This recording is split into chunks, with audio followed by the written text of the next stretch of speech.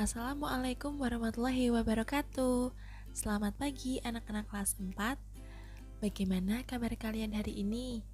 Semoga selalu sehat ya. Amin.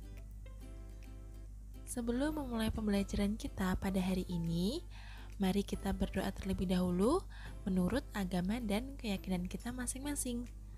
Berdoa, mulai. Cukup.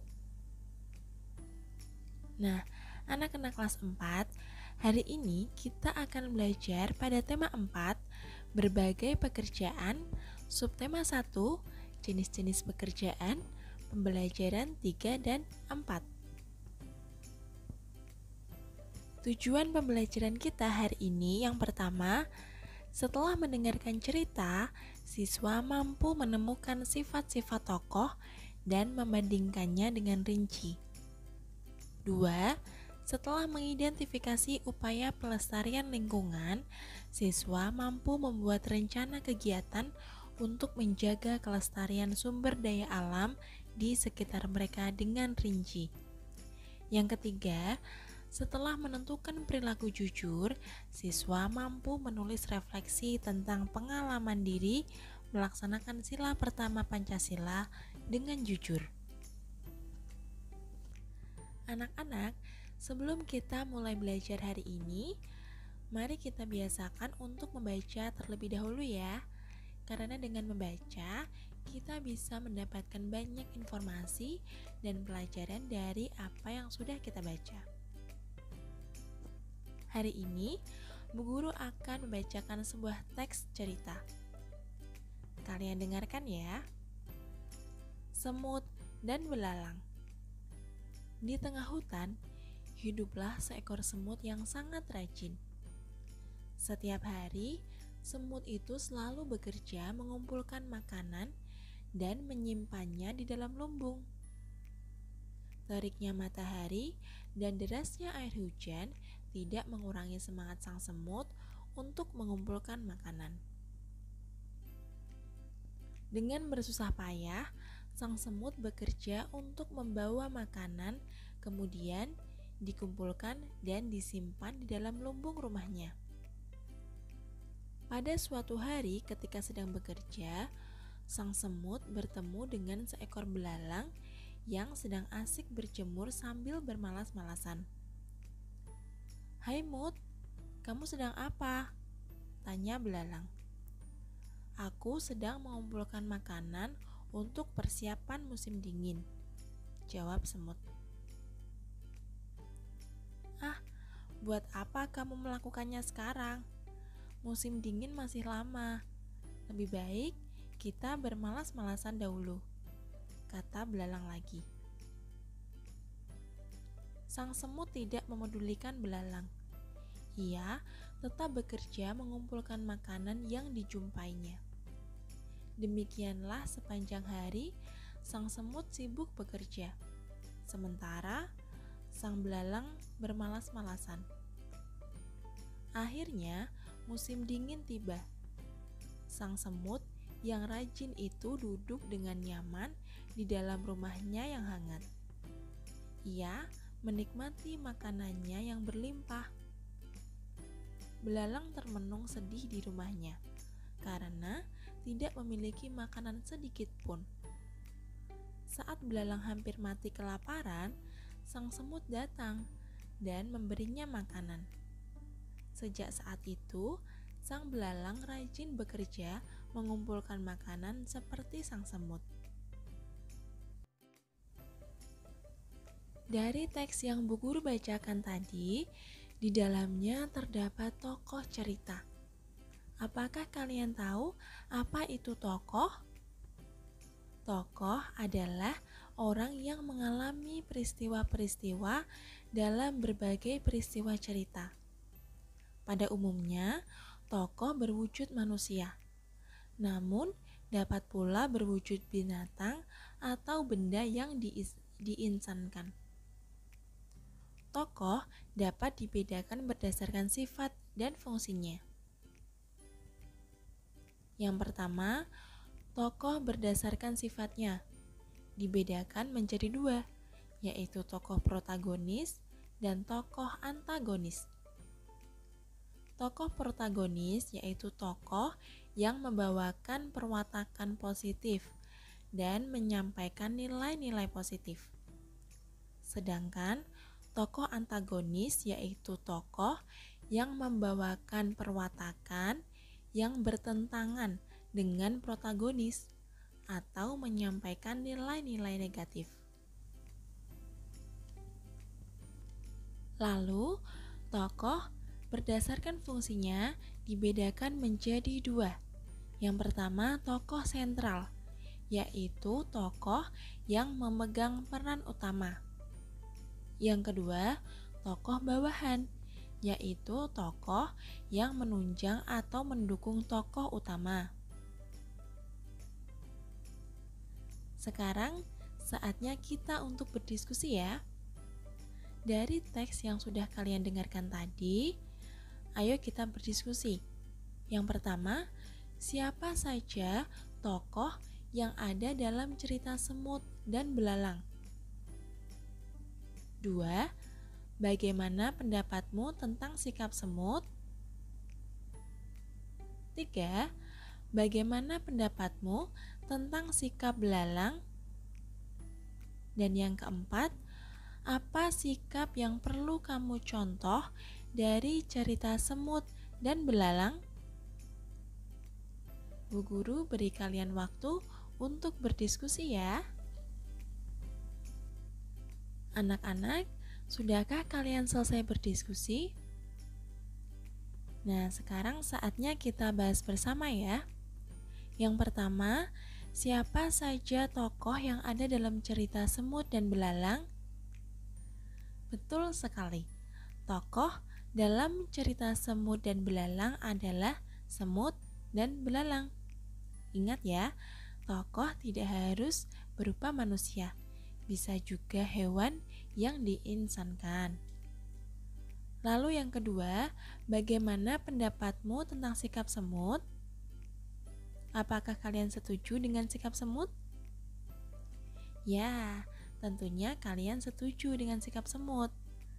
Setiap hari, semut selalu bekerja mengumpulkan makanan dan menyimpannya di dalam lumbung untuk persiapan musim dingin. Semut memiliki sikap bekerja keras ya. Lalu yang ketiga, bagaimana pendapatmu tentang sikap belalang? Ya, benar. Tidak setuju dengan sikap belalang ya. Belalang malas bekerja, sehingga pada saat musim dingin, mereka kekurangan makanan. Yang keempat, apa sikap yang perlu kamu contoh dari cerita semut dan belalang? Wah, benar sekali. Sikap yang perlu kita contoh adalah sikap semut. Dengan bekerja keras, kita dapat menyimpan persediaan makanan yang dibutuhkan pada saat tertentu. Dari teks yang sudah kalian dengarkan tadi, di dalam teks tersebut, semut dan belalang tinggal di sebuah hutan. Tidak hanya mereka, tetapi masih banyak hewan dan tumbuhan yang tinggal di hutan. Hutan termasuk lingkungan alam. Maka, kita harus selalu menjaga kelestarian alam agar hewan dan tumbuhan tetap terjaga. Lalu, bagaimana caranya melestarikan lingkungan alam? Dan apa dampaknya jika kita tidak peduli terhadap alam? Yuk, mari kita bahas bersama ya. Kita sebagai manusia dapat melakukan upaya atau cara untuk melestarikan alam. Tetapi, jika kita tidak peduli terhadap alam, maka akan ada dampaknya terhadap kita. Upaya atau cara manusia dalam melestarikan alam yaitu yang pertama, pelestarian tanah.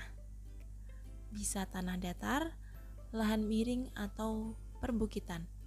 Dengan cara menanam pohon kembali pada lahan yang gundul dan membangun terasering atau sengkedan pada posisi tanah yang miring.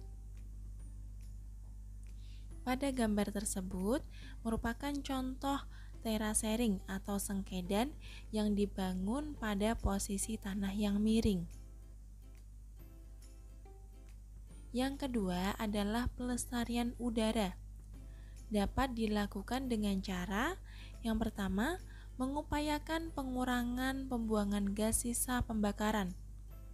Yang kedua, mengurangi atau menghindari pemakaian gas kimia yang dapat merusak lapisan ozon di atmosfer. Nah, pada gambar tersebut adalah contoh pembuangan gas pada kendaraan bermotor. Dari situ, kita bisa mengupayakan dengan cara mengurangi penggunaan kendaraan bermotor jika berpergian dengan jarak yang dekat ya. Yang ketiga yaitu pelestarian hutan. Dapat dilakukan dengan cara yang pertama, reboisasi hutan yang gundul. 2. Menerapkan sistem tebang pilih dalam menebang pohon. Yang ketiga, menerapkan sanksi yang berat bagi mereka yang melanggar ketentuan pengolahan hutan. Pada gambar tersebut adalah contoh reboisasi atau penanaman kembali pada hutan yang gundul. Upaya yang keempat yaitu pelestarian laut dan pantai. Dapat dilakukan dengan cara yang pertama, menanam kembali tanaman bakau di sekitar pantai. Yang kedua, melarang pengambilan batu karang yang ada di sekitar pantai atau dasar laut.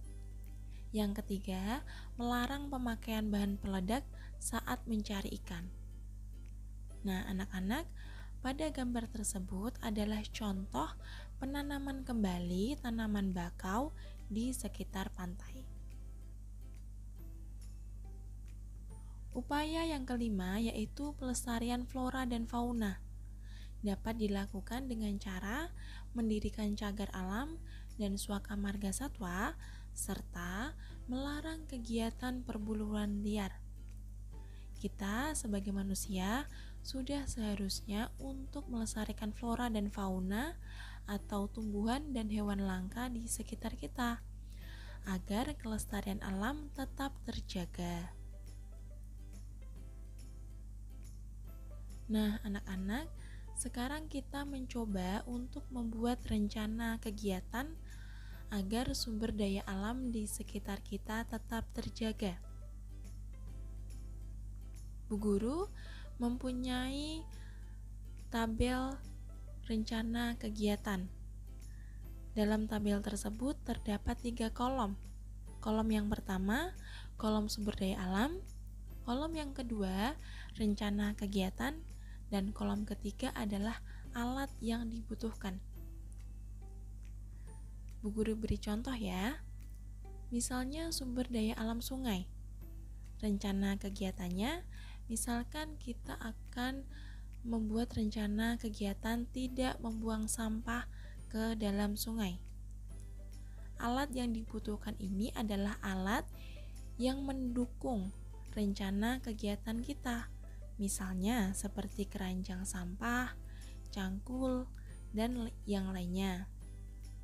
Silakan kalian tulis 2 sumber daya alam yang ada di sekitar kalian.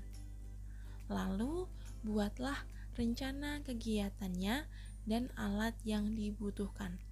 Tuliskan pada buku tulismu ya. Anak-anak, masih ingatkah kamu dengan sikap semut dalam cerita Semut dan Belalang? Ya, benar sekali. Sikap semut adalah bekerja keras. Sikap bekerja keras merupakan sikap yang baik, yang patut kita contoh dan kita terapkan dalam kehidupan sehari-hari. Masih banyak lagi sikap baik yang perlu kita contoh dan kita terapkan dalam kehidupan sehari-hari. seperti tidak bergantung pada orang lain dan sikap jujur. Anak-anak, apakah kalian tahu tentang sikap jujur? Mari kita bahas bersama ya. Jujur adalah tidak berbohong, berkata, atau memberikan informasi sesuai kenyataan. Sikap jujur merupakan sikap yang baik dan terpuji. Kita harus terbiasa menerapkan sikap jujur dalam kehidupan sehari-hari. Jika kita tidak jujur, akan membawa dampak buruk bagi diri kita dan orang lain di sekitar kita. Nah, ternyata sikap jujur merupakan contoh sikap sila pertama Pancasila, yaitu ketuhanan yang Maha Esa. Sila pertama mengajarkan bahwa setiap pemeluk agama harus taat dengan aturan agamanya.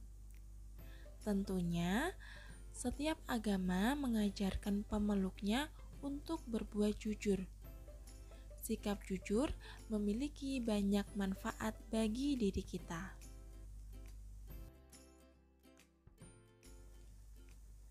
Manfaat sikap jujur yang pertama, tidak menjadi beban.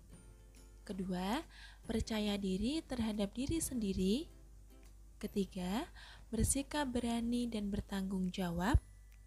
Keempat, tidak bergantung pada orang lain. Dan yang kelima, menjadi orang yang dipercaya.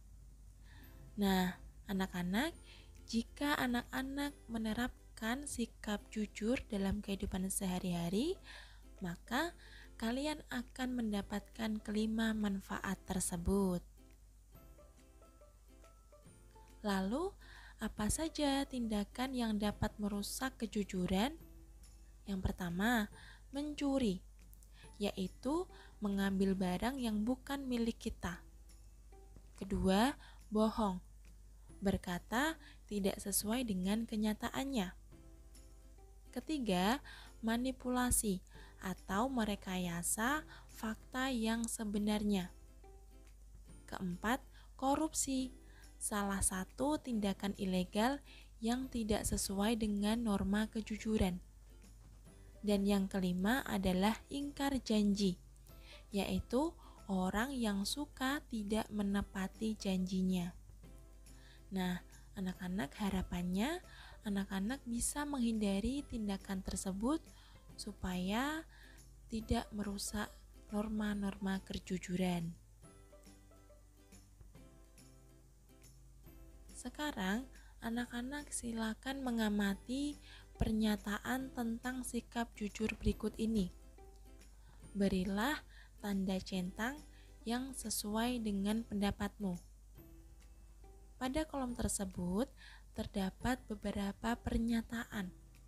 Silakan kalian isi dengan pendapatmu ya, dan kerjakan dengan jujur.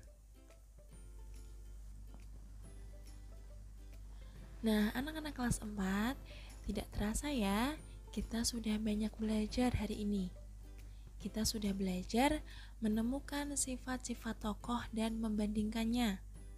Lalu, membuat rencana kegiatan untuk menjaga kelestarian sumber daya alam di sekitar kita. Dan yang terakhir, menulis refleksi tentang pengalaman diri melaksanakan sila pertama Pancasila dengan jujur. Cukup sekian pembelajaran kita hari ini.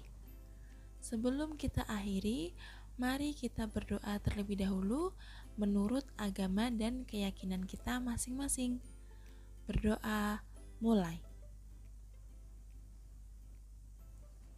Cukup. Terima kasih anak-anak kelas 4. Semoga pembelajaran hari ini bermanfaat untuk kalian ya. Bu Guru akhiri. Wassalamualaikum warahmatullahi wabarakatuh.